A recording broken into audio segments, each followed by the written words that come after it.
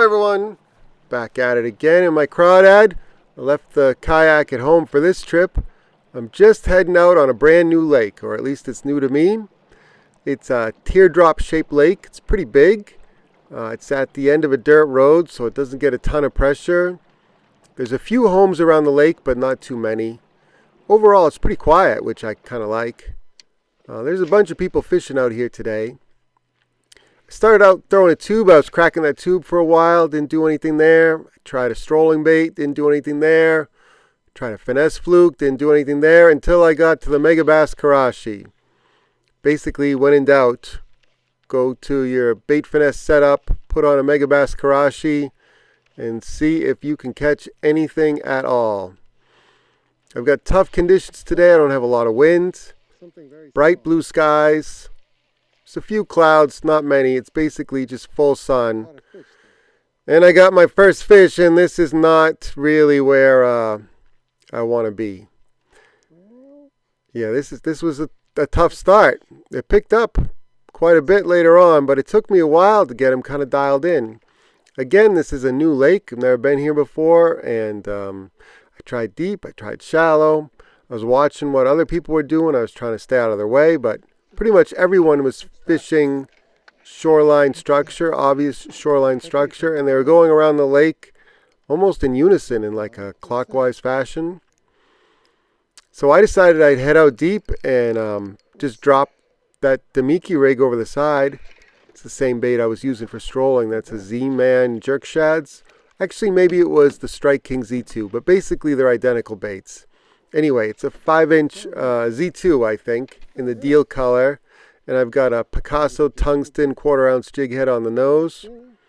And that's my first decent fish. You know, he's not a giant, not going to win any prizes. But decent, you know, he's bigger than a 4-inch largemouth. So I feel like I'm making progress. And what that bass really told me was that the better quality fish were offshore. And it could be just a pressure thing, you know, if everybody goes around the whole lake casting at obvious shoreline structure, and about every hour, every piece of wood and weed and branch and underwater log gets hit every hour, you know, the fish respond to that kind of pressure and move offshore. Or maybe there was just, you know, better water quality offshore, better water temperature, more oxygen, more food. I'll talk about that a little bit later on, because one of the smallmouth I ended up catching was coughing up all these bugs and worms. I think they were chironomid larvae, but yeah, they could be some kind of midge larva or something else. But anyway, that fish that I caught on the Damiki rig, or just hanging it over the side, told me that there was better quality fish offshore, and I really should focus more offshore, even though that's what I started out doing. And I don't know why exactly, but the fish weren't into it earlier in the day. It was only when that sun started getting lower that the fishing really seemed to pick up. I still got a little bit of wind, which is helping me. There's that Z-Man jerk shads, or the Strike King Z2. A little bit fatter fish, and I'm looking down his throat. He's got something down there. I couldn't quite tell what it was, but I later found out they were all kinds of little midges or worms. Couldn't tell exactly what they were. But the fish were gorging on these little, you know, juvenile insect larvae of some kind in that deeper water. And kind of naively, I guess I thought they'd be on baitfish or perch or panfish, young Leah panfish. It didn't really occur to me that they'd be gorging on these little bugs. But that seemed to be what they were doing, and that could explain why they're kind of hard to fool, because most of my presentations are around that kind of fish profile or like bait fish profile, and not so much 1-inch worms. 1-inch worms are kind of hard to duplicate because you really can't cast them very well. I mean, you think about a 1-inch bait, it's just not very big. There's not a lot of material to put a hook through, even if you were going to drop shot it. And even if you try to match it exactly, there's 10,000 more of them that look exactly the same. So, yeah, I was really happy that they decided, for whatever reason, to start hitting that strolling bait. And I'm managing to put together a few decent fish. These aren't giant fish, but I'm putting together a couple more fish. And I think that was the smallmouth. My line's all tangled up because the drag was going. Yeah, there he is. And I'm looking down his throat. I know you can't really see anything. There he is. There's that smallmouth. And he coughed up. It's going to be hard to see in the water too, but he coughed up all these little midge larvae and little worm-like things. And he was absolutely stuffed with those little bugs. But that kind of told me I was on the right track, and I just had to put something in front of him that could fool him and get him away from those worms. I had flies around me, a few little bugs too. I'm in the woods, so I always expect to deal with some bugs. See that retrieve? I'm just reeling the reel handle slowly, shaking the rod. And I got another fish.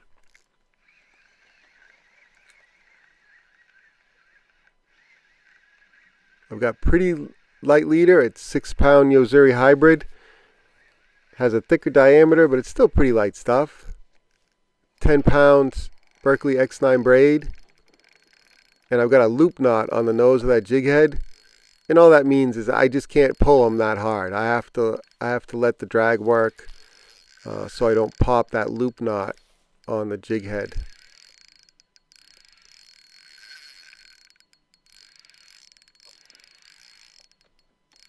But that's going to work out just fine for most of these fish. The hard part I've found with strolling bait, I thought it would be the lack of electronics. This would definitely be easier with electronics, but I don't have any on this trip.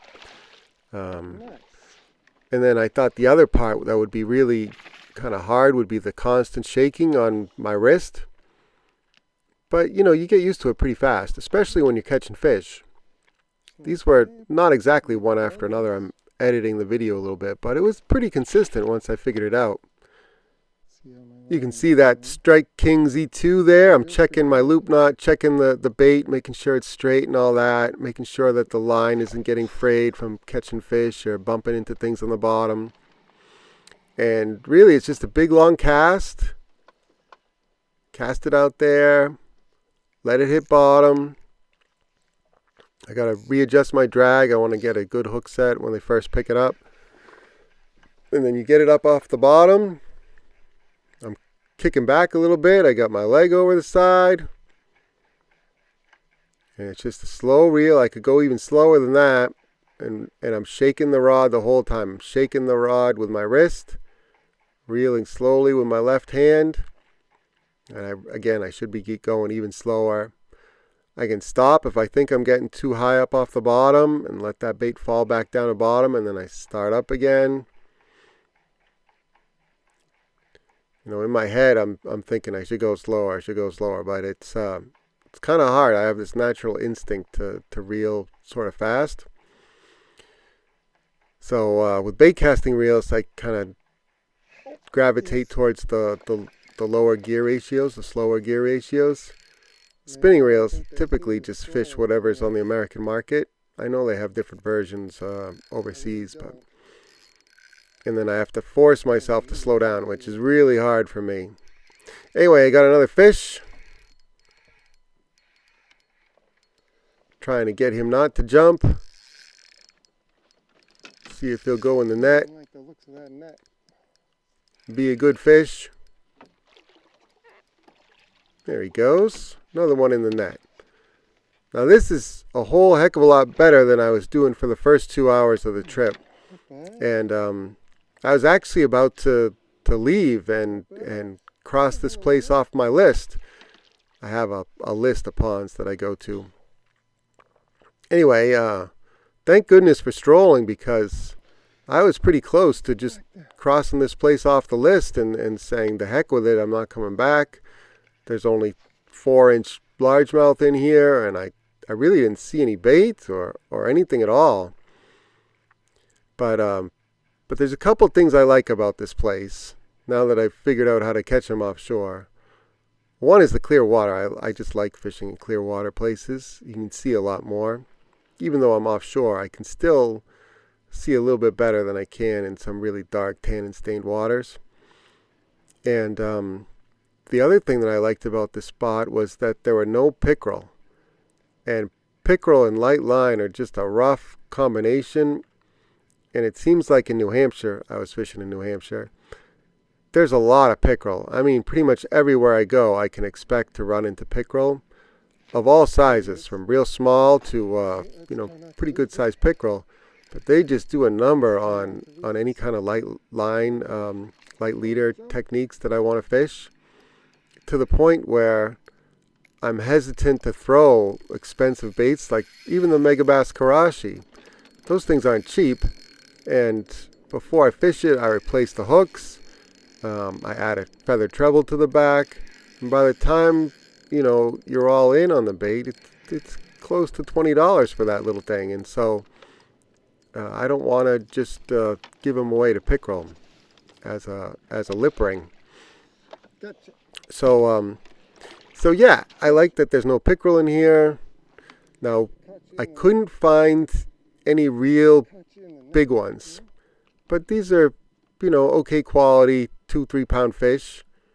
Nothing huge, but it was entertaining for me. A good way to spend the afternoon. And I'm thinking maybe at a different time of year, maybe in the springtime, or maybe just a different day where I had a little bit of cloud cover, maybe a little bit of wind. It could be a different story, These fish were really tough when I first showed up. Of course, it was middle of the day. But maybe even early in the morning, it might be a good place to hit. Anyway, because I started catching them on the strolling bait and I was doing okay, I'm going to keep this place on the rotation, keep it on the list, and keep it on my mind in case, I'm exploring another pond, it doesn't work out, I can come over to this pond. And just to have different ponds in the rotation and to try to figure them out, I think is a good thing. Anyway, back to strolling. Like I said, I don't have any electronics on the Crawdad right now. I'm doing this completely blind. And it seemed like there was a big flat, like a big mud flat, sort of near the launch. And it tapered gradually out into deeper water.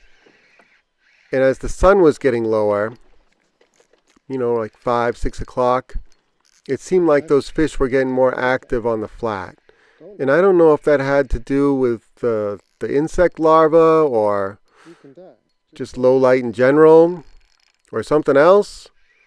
But I sort of had an idea once I saw that smallmouth kicking up all the little worms and insect larvae, whatever they were, that maybe that depth range, that mud flat area in the 10, 15, 20, 25 feet of water was the deal.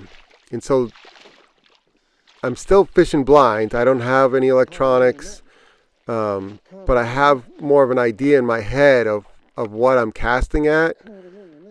And because the fish were coughing up these little micro worms and insect larvae, my idea is that they would be pretty close to the bottom. And so that's kind of the picture I was trying to put together in my head. All right, I want to be in this depth zone. I want to be pretty close to the bottom. And I'm going to throw this Strike King Z2 in the deal color, which looks nothing like a little worm, but it looks a little bit like everything, right? It looks like a bluegill. It looks like it could be a herring. It looks like it could be a baby bass. It looks like a little bit of everything a bass might want to eat. Here I'm checking my knot again. I always feel like I got to check that knot a lot more than with like a polymer or any other kind of double line knot, trilene knot, or a double line clinch, something like that, where I have a lot more confidence in that knot. The loop knot, I really do have to baby. So I was having a pretty good time out here. I mean, once I figured out where they were and how to catch them and was putting some fish in the boat. And then you can see on the lake that the wind pretty much died. There's a little bit of a ripple in the northern end of the pond there, but the rest of the lake is pretty much flat calm now. And I just missed one there, and he short struck it. And I think that has to do with the wind. And that was pretty much the last bite I got of the evening. And I think if that wind just kept going just a little bit more, I might have been in business. I was hoping for a little topwater action. That didn't happen either. And eventually I just had to bail and head home. But anyway, thank you all for watching. I really appreciate it. Just like all my other videos, I'll put all the gear, the rods, the reels, the lures, colors, all that stuff in the video description, so you can duplicate what I was doing out here today on your own home lakes, or maybe a new lake that you're trying to explore and figure out for the very first time. I'll catch you on the next one. See ya!